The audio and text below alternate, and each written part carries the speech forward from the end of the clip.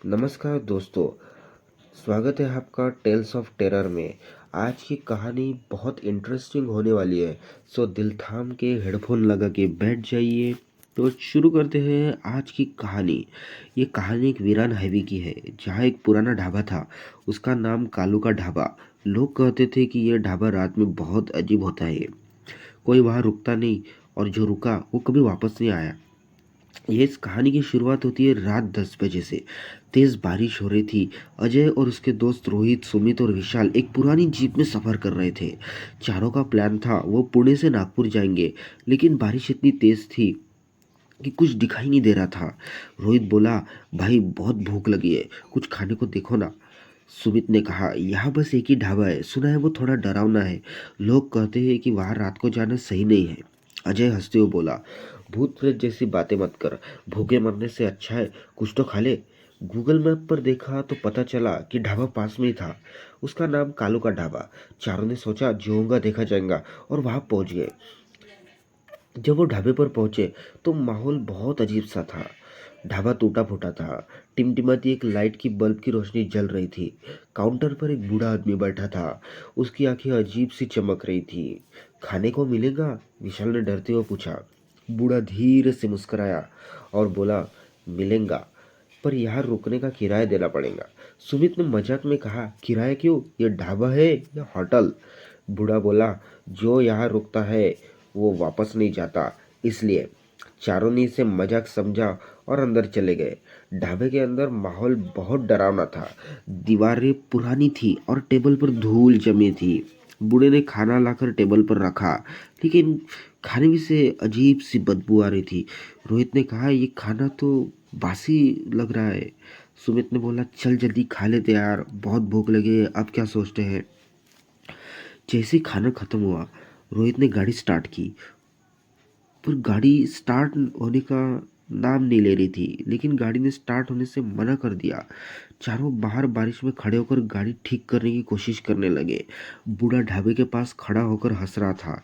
गाड़ी सुबह ठीक हो जाएंगी, रात यही बिताओ, बूढ़े ने सबसे कहा। चारों ने मजबूरी में ढाबे के अंदर ही रुकने का फैसला किया। रात के करीब 2 बजे अजय की नींद खुली। उसने देखा कि सुमित धीरे से उठकर बाहर जा रहा था। सुमित, कहाँ जा रहा है? अजय ने उससे जल्दी से पूछ लिया। सुमित ने कुछ नहीं कहा और ढाबे के बाहर चला गया। अजय ने बाकी दोस्तों को उठाया। तीनों बाहर गए तो देखा कि सुमित पेड़ के नीचे खड़ा था। वो किसी से बातें कर रहा था, लेकिन वहां कोई नहीं था। सुमित, क्या कर रहा है? विशाल ने चिल्लाया। सुमित ने पलटकर देखा।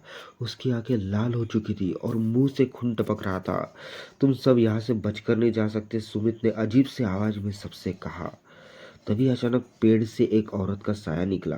उसके लंबे घने बाल थे और आंखें सफेद थी। वो साया ढाबे के अंदर चला गया। चारों दोस्त डर से कांप रहे थे। विशाल को टेबल पर एक पुरानी डायरी मिली। उसमें लिखा था कि ये ढाबे पर पहले एक परिवार था। हाईवे बनने के लिए उनका घर छीन लिया गया। गुस्से में उस परिवार की औरत ने खुद को और अपने बच्चों को जला लिया। तब से ये उनकी आत्मा इस ढाबे पर भटकती है। चारों ने डरते हुए गाड़ी की तरफ भागने की कोशिश की, लेकिन ढाबे का दरवाजा अपने आप बंद हो गया। बूढ़ा आदमी फिर दिखा और बोला, अब तुम नहीं बच सकते। अजय ने हिम्मत करके पूछा, हमें क्या करना होगा? तभी वो औरत फिर प्रकट हुई और बोली, यहाँ से निकलने के लिए अपनी सबसे प्यारी चीज छोड़नी होगी। रोहित ने अपनी माँ की दी हुई घड़ी उतार कर रख दी। सुमित ने अपना पिता की सुमित ने अपने पिता की तस्वीर दी और विशाल ने अपना ब्रेसलेट छोड़ दिया। अजय के पास कुछ नहीं था तो उसने अपनी जान देने की बात कही। औरत की आत्मा ने कहा, तुम्हारी सच्चाई ने मुझे शांत कर दिया, अब जाओ। सुबह की राहत सुबह हुई तो चारों ने खुद को गाड़ी में बैठा हुआ पाया। ढाबा गायब हो चुका था, गाड़ी भी सही चल रही थी। उस दिन के बाद उन्होंने कभी रात में हाईवे का सफर नहीं किया। लेकिन कहते हैं जो भी रात में उस रास्ते से गुजरता है, उसे ढाबे के पास एक औरत का साया जरूर दिखता है। तो आज की कहानी में बस इतना ही। तो बताइए कैसा आज की कहानी थी। तो और लाइक और सब्सक्राइब ज़रूर कर दीजिए, क्योंकि ऐसी इंटरेस्टिंग कहानियाँ हम रोज़ लाते रहेंगे। Thank you.